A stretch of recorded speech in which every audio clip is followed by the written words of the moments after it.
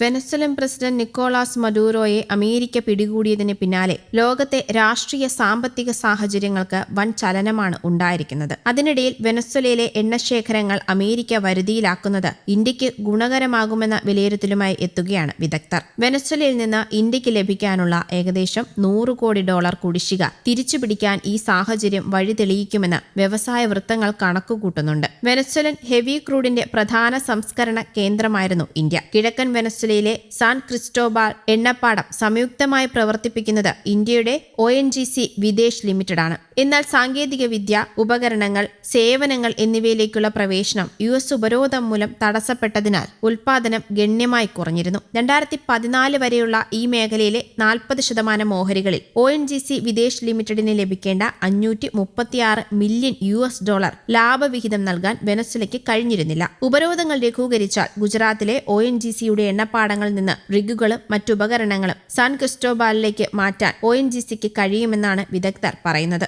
OVLനും മറ്റ് ഇന്ത്യൻ സ്ഥാപനങ്ങൾക്കും വെനസ്വലയിൽ കൂടുതൽ എണ്ണപ്പാടങ്ങൾ ഏറ്റെടുക്കാനും ഇന്ത്യക്ക് താൽപര്യമുള്ള മറ്റൊരു വെനസ്വലൻ ഹെവി ഓയിൽ ഫീൽഡായ കാരബോബോ 1ലെ ഉൽപാദനം പുനരുജ്ജീവിപ്പിക്കാനും കഴിയും. നിലവിൽ വെനസ്വലൻ എണ്ണയുടെ പ്രധാന ഗുണഭോക്താവ് ചൈനയാണ്. അമേരിക്കൻ ഇടപെടലോടെ എണ്ണ വിപണിയിൽ ചൈനയ്ക്കുള്ള സ്വാധീനം കുറയുകയും ഇന്ത്യക്ക് കൂടുതൽ അവസരങ്ങൾ ലഭിക്കുകയും ചെയ്യുമെന്നാണ് വിദഗ്ധർ കണക്കുകൂട്ടുന്നത്. അതേസമയം അപ്രതീക്ഷിതമായ സൈനിക നീക്കത്തിലൂടെ അമേരിക്ക വെനസ്വലൻ പ്രസിഡന്റ് നിക്കോളാസ് മഡൂറോയെ പിടികൂടിയതിന് പിന്നാലെയുള്ള നിലവിലെ രാഷ്ട്രീയ സാഹചര്യത്തിലും സംഘർഷങ്ങളിലും ഇന്ത്യ ശക്തമായ ആശങ്ക രേഖപ്പെടുത്തിയിരുന്നു. വെനസ്വലയിലെ സംഭവവികാസങ്ങൾ ഇന്ത്യ സൂക്ഷ്മമായി നിരീക്ഷിച്ചു വരികയാണെന്നും വെനസ്വലയിലെ ജനതയ്ക്കൊപ്പമാണ് ഇന്ത്യയെന്നും വിദേശകാര്യ മന്ത്രാലയം വ്യക്തമാക്കുന്നു. നിലവിലുള്ള പ്രശ്നങ്ങൾ സമാധാനപരമായ ചർച്ചകളിലൂടെ പരിഹരിക്കണമെന്നാണ് ഇന്ത്യയുടെ നിലപാട്. വെനസ്വലയിലുള്ള ഇന്ത്യൻ പൗരന്മാരുടെ സുരക്ഷ ഉറപ്പാക്കുന്നതിനായി അവിടുത്തെ ഇന്ത്യൻ എംബസി നിരന്തര സമ്പർക്കത്തിലാണെന്നും വിദേശകാര്യ മന്ത്രാലയം അറിയിച്ചിട്ടുണ്ട്. നേരത്തെ വെനസ്വലയിലെ സംഘർഷ സാഹചര്യത്തിന്റെ പശ്ചാത്തലത്തിൽ ഇന്ത്യൻ പൗരന്മാർക്ക് വിദേശകാര്യ മന്ത്രാലയം ജാഗ്രതാ നിർദ്ദേശം പുറപ്പെടുവിച്ചിരുന്നു.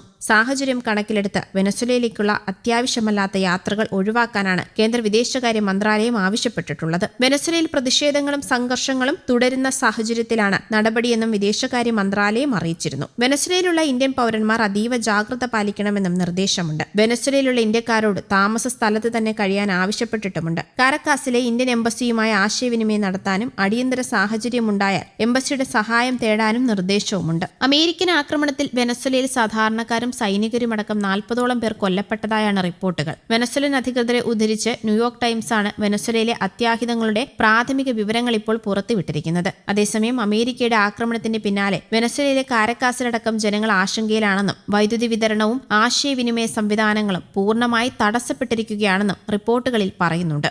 News desk Kerala Kaumudi.